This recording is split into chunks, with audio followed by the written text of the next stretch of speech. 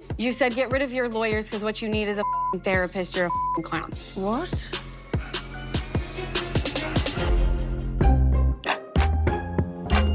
Virtual reality. Hi, I'm Danny Murphy. And I'm Evan Real. And as you can tell, we are in studio this week ahead of our live show with some really explosive stuff to discuss because we just watched the part 1 of the Vanderpump Rules reunion, and it kind of left me a little shook. It left me a little shook and it left me wanting more. It also left me with some questions that I hope are answered in parts 2 and 3, especially as it pertains to this whole Katie versus Lala situation. Like, Lala always goes hard. Lala always speaks her truth, but she was like speaking a lot about Katie and something about her in private conversations. Like, there was so much to unpack in the last 3 minutes alone. Well, something about her for some. Lala calls it something differently. She says nothing about her because y'all don't have a business versus the business that she uses to support her kids. Something about her is really nothing about her right now. You don't got a business, and mine is my livelihood. There are so many. I feel Lala and Katie are actually great dual people, you know what I mean? Because they are ruthless. Right, they're both really ruthless, and apparently Katie's like a little bit more ruthless off camera about Ariana because I think that Lala is a truth teller, and so when she thinks she is too. You and I are truth tellers. We say how it is. Well, I tend to believe what Lala says. The way she was explaining what Katie allegedly said about Ariana off camera, like, I fully believed it. And some of those things were like, I'm upset with her because she hasn't been paying the rent for something about her, which, like, also she allegedly wasn't paying the rent for her house with Tom Sandoval. So, like, maybe in her, like, new Broadway babe era, she's just like, I'm not paying rent. Like, and which, like, kind of also very. I was jealous. Yeah, I'm like, wait, why do we pay rent? I want to be in a place and space where I don't feel the need to pay rent. Anyways, Katie was apparently upset about that, and then she was speaking of Broadway, she was, I guess, upset because she didn't get no notice. Yeah, she didn't get the heads up that she was even doing Broadway, which was going to take her away from LA for like a big portion of time, which would then affect the business. I didn't find out about the Broadway thing until that was happening. I'm like, okay, that would have been nice to know. I was assuming that probably was something like how Ariana didn't tell anybody about Dancing with the Stars until it happened because of NDAs. I assume there was something similar with Broadway, but everybody knows, I feel there also is like this tweet that always goes viral where it's like, when I sign an NDA, I'm still telling my friends, which is so true. It's like, it's kind of, you just do it with like the invisible ink text.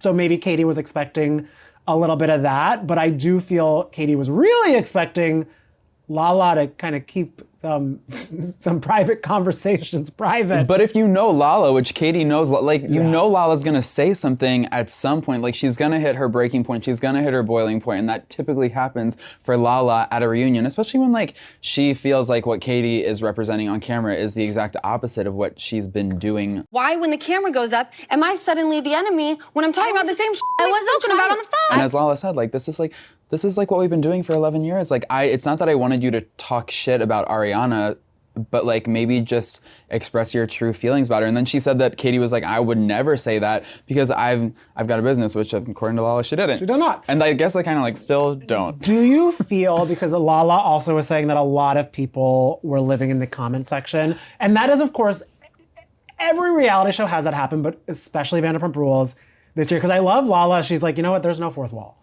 Yeah. She's like, there's a sperm donor, there is not a fourth wall, because like, we have a fan favorite and no one wanting to upset her. Katie, you were living in the comment section, wanted to make sure you were always on Team Ariana. Sheena was over there panic attacking, #for-Lisa. Yeah. James a little bit. Do you think Lala is warranted to kind of bring up how BS that is, that everybody is kind of on tiptoes? Yeah, I think that's like 100% warranted, and I think that's something that needed to be acknowledged because it's like so true. It's clear from the way Katie's been acting, and also Sheena, who we love and adore. Like, I feel like it's tough not to live in the comment section, especially when like there's so many eyes and so many judgments being passed on this entire cast, with the exception of Ariana. I know that Ariana felt a little bit of heat this season, maybe as like this Tom Sandoval redemption arc was occurring, but for the most part, she is the fan favorite, and I think that people are scared to go against her. They're scared of the repercussions for having opinions that go against her, and I think that maybe Katie and Sheena especially was probably living in the comment section because she knew what she filmed, and she had this like sort of nuanced situation, figuring out how to stay friends with Tom Sandoval, and then also like knowing what she said about Ariana, but from the backup dancer, and then what she said about Ariana at the finale, and she's like, how is that gonna read on camera? I do love that she was like, wait, show when I covered the Lego thing, please. We never saw what I did to that. Why is that picture still there? What? Honestly, I'm glad we got to see that. I'm glad we got to see that. I think that did help the situation, and I also think that watching that moment, I don't know if they watched it in real time at the reunion or if they just played but it seemed like the memory of it sat nicely with Ariana. Well, Ariana, my favorite for everybody who y'all watch too. I love Ariana's like, no, I think everybody vibed well this I didn't watch. Okay, I have to be really honest. I haven't watched any of this season. Like she kept on being like, I think Lala was great to me. I was on Broadway. Like she wasn't paying attention to a single screener, anything. She was not on Peacock because she was on Broadway. And she also had a fair point where she was like, I don't want to relive it. And Lala even was like, I get that. Yeah. But I feel it kind of ill-prepared her for this reunion stage. Right, because right now she seems pretty like at peace, copacetic, chill.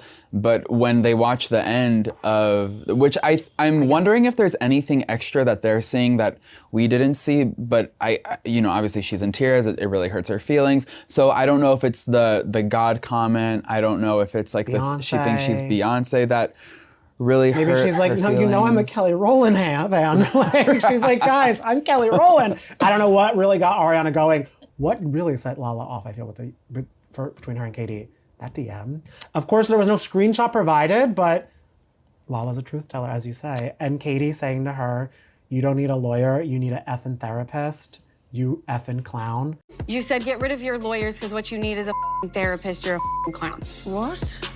And then Katie did the full Moon Man backpedal, being like, well, everyone needs a therapist, and maybe I did call her a clown. I thought she was about to be like, I love the circus. I thought she was really trying so many different ways, which shocked me because Katie, music kills Kate. Like, we know you. I would have liked it more if she's like, Rihanna, yeah, I said it. Yeah, well, I think, she sort of like mumbled her way through it, and I think there was, she did say clown. Like, she really was Billie Eilish. She was very mumblecore, like, I think she mumble confirmed that she did say clown, and then, she tried to like dig herself out of the hole of, saying someone needs a therapist, and which, I mean, look, like, I appreciate Katie. I am someone who has consistently been Team Lala for the duration of, for like since she came on the show.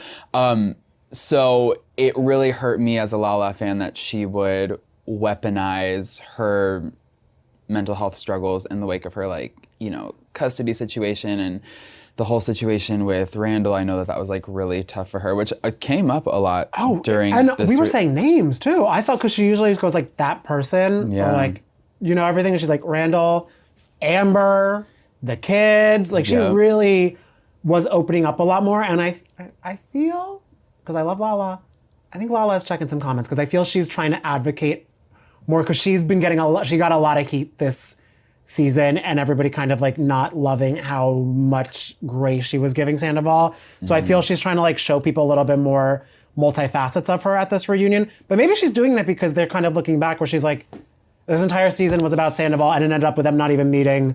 Let me show you guys what I've been up to. Like, she kind of is like Shark Tanking herself, like a sales pitch where it's like, that's what you missed on Glee. This is what you missed for for Lala's 2023. And I loved that. Wait, but speaking of sales pitches though, when Tom Sandoval was asked to explain what he meant when he compared Scandoval to the death of George Floyd and the Black Lives Matter protests and the O.J. Simpson case, he was so frustrated by that question. How did you not think that you were gonna get asked about that? And he like goes to Andy like, oh, so I have to like sales pitch myself, like. Andy's like, you don't have to defend yours. Andy kind of was like, I would assume you would want to, just say what you need to say because we're still confused by what you were trying to say. But then of course, Lala came through and I think she explained it as best she could, trying to help the fans understand what Tom meant, which was something along the lines of Scandoval was such a joke, it in no way compared to George Floyd or the O.J. Simpson Like, it shouldn't be on trial. CNN. Right, exactly. It should be on page 6. Right, exactly. That's what we're here for, guys. Yeah, so I think she had a good way of explaining that. I did like that her final tip was, don't embarrass the show, just stop talking. I know, and then Tom was like, oh, okay, I'll stop. Like, whatever you say, Lala, whatever you say. Yeah, he kind of is like, very much, Lala, she knows how to call the shots at a reunion, which I really, really do love. I do wonder if like being pregnant, she's like really like leaning into that like very maternal energy. I feel like she just like has a good way of like sort of like I feel like the Lala umbrella spreads over the whole group, and she's like, yes, and Lala's maternal. I don't know if her energy there. I think so, because she's like, I feel like she was like advocating for everyone on like there were times when she would like. She was like the mom on a field trip. Exactly. She's like, we're on the bus together. Right. Everyone be quiet until we get to the Natural History Museum. Can you imagine though, like Lala as a field trip chaperone when you're like 6 years old? How much fun that would be. Oh, that'd be so fun. And probably her, Sheena, Stassi. Don't the kids have yet? Yes, yeah. Brittany Cartwright, I guess, maybe, who knows? Yeah.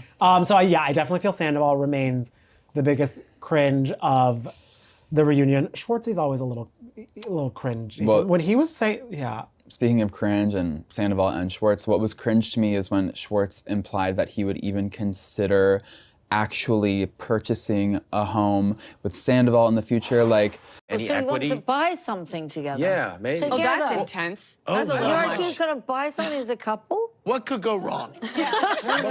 no these sir, interest no rates? way, no how, like no, what are you talking about, Schwartz? Do not do that, please don't do that. please. Like, And also, would the two of them get approved for a mortgage? I don't know. I don't know. Maybe, and even Dolores, who's a newly minted revival of her real estate era, would say, not a match, not quite. Yeah. I did die when Schwartz was like, well, you know, towards the end of a relationship where you kind of checked out. He said something like that, and I was like, Schwartz, not everybody. I mean, that's the Schwartz way, checked out. That's the Schwartz way we know. I'm glad though that they did acknowledge the Lala and Schwartz flirtations, because I saw that too, and I felt like the internet really didn't pay attention to that. And even like at the reunion when they were talking about it, Lala did say like, I would eat this man alive, but then he was like into that. And I feel like Lala would love to like dominate the shit out of a man, and like Schwartzy would be the perfect person for her to dominate. There'd be something that I know it would just be so uneven playing. Like, I feel he would actually like run and cry the second, like. Which might be a turn on for Lala. That's true. You But know? I do love how she was like, this is why I'm mean to people. Yeah, I know, because then people think that she's flirting. I also do love that she was like, no, I'd never do that to Katie, because Katie is the homie. Cut to 10 minutes later, they're like having the worst fight of their relationship. Katie's the homie. Speaking of this DM you sent me on February 7th at 2:45 p.m. My homie. This is what we're going on. Yeah. So that was a whole mess, but we do want to give a big MVP. I think we share the MVP. Yeah, just say it, Danny. The big old Speedos on Brock. Oh. They came at a very, they came up at a very emotional time, but I guess Andy wanted to cut the tension and also, you know, give a round of applause for the man's dedication to what are they called? Budgie smugglers in Australia? Are they? I don't. That's a brand there. I love that. I mean, Yeah. budgie smugglers. Brock, let us know. Budgies, I mean, it's whatever. I love to see Brock smudged and smuggled or whatever. Like I think Brock is so hot. Like he is the most handsome person on the planet, and I gotta say, like on the planet. Yes, I find Brock very, very attractive, especially. I find him very handsome. Yes, and I also love that he's a boot boy too. He is a boot boy, and he's a booty boy, showing off his booty in the Speedo. And the sarongs too. He has like, I guess him and Sheena do have a house in Palm Springs. I'm like, he is designed to like be on vacay mode all the time. Yes, yeah, I do like his style. I wonder often if Sheena helps him curate outfits, but maybe it's like all Brock, because like I don't think like Sheena's past suitors were as stylish as Brock. Like I love his summer moon pendant that he wears with the middle of his big old chest. And everyone getting really emotional about his love of Summer Moon was really, really I know, really sweet. But you were saying that the Speedo moment came after a very emotional Everyone's situation crying. where he was talking about how, you know, he has his second chance as a dad and how he hasn't been seeing his children in Australia very much, even when they visited Australia. But I just want to say, like, Brock in a Speedo, that's emotional for me. So it actually felt perfect. brought you to tears. Yeah. You're So just like, well, it just wasn't long enough. It was like 1, 2, 3, bye. I was like, didn't can say we? that about We Brock. have video footage. Like, come on, like, okay, so Brock, everyone wants to know how long it is. yeah. Damn it! I would never. All right, but what we do know is how long Vanderpump Rules reunion is going to be. We got two more parts. Yep. And next week I don't know, because I never know how the trailers work, if it's going to be part 2 or part 3.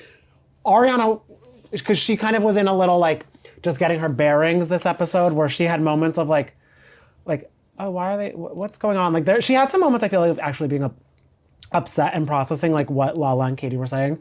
It seems in the trailer that she's getting a little more loud and a little more like fed up with some of the Lala stuff, and it seems like it's the tease of when Lala was on the talk, where it's like Ariana eviscerated Lala and it was friendship ending, and Lala goes, one of those things is true. I feel we're approaching that territory, because Ariana in the snippet was like, Lala, you just talk the loudest, so you feel right. I mean, is she talking the loudest or is she making the most sense? I don't know. We'll have to see, guys. Wow, we'll see. I can't wait. They scare me, but I love them all. Yeah.